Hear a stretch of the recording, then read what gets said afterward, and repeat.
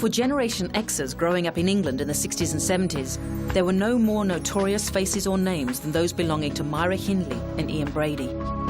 Dubbed the Moor's murderers, the pair were arrested in 1965 for the murders of 5 children and adolescents, burying 4 of them in the Saddleworth Moor area in Lancashire, northern England. The murders took place over 2 years, often with Hindley approaching the victims and asking for help, before Brady would abduct, sexually assault and murder them. The final 2 victims, 10-year-old Leslie Ann Downey and 17-year-old Edward Evans, were killed in the house Hindley shared with her grandmother at 16 Wardlebrook Avenue in Hattersley. Brady murdered Evans in front of Hindley's brother-in-law, David Smith, who went to the police. Brady escaped the death penalty as it had been abolished a year earlier, but he and Hindley were described by the judge at their court case as 2 sadistic killers of the utmost depravity. Judged criminally insane, Brady will never be released, while Hindley died behind bars of a heart attack in 2002.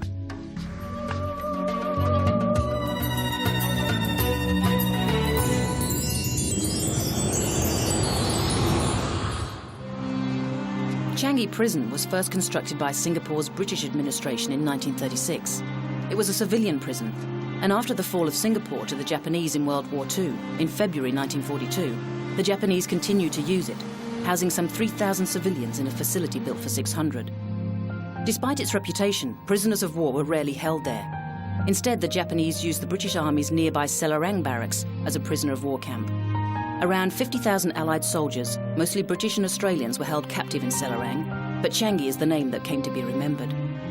Over the 3.5-year period until the Japanese surrendered in September 1945, 850 prisoners of war died in the camp.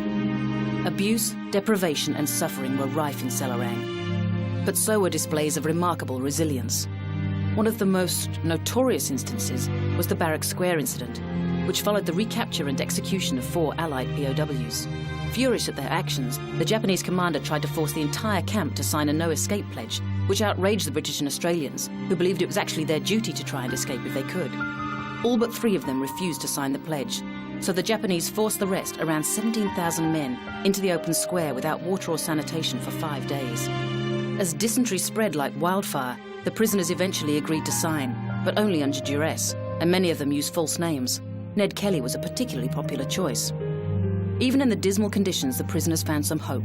A group of mainly Australian prisoners managed to build a chapel there in 1944, using found materials, and a British serviceman fashioned a Christian cross out of a used artillery shell. Prominent prisoners included Lieutenant General Arthur Percival, the mathematician Sir Alexander Oppenheim, author James Clavell, and the British cartoonist Ronald Searle. The renowned humanitarian Sir Ernest Weary Dunlop was also transferred to Changi briefly, before leading the first group of Australians to work on the Thai section of the Burma Railway.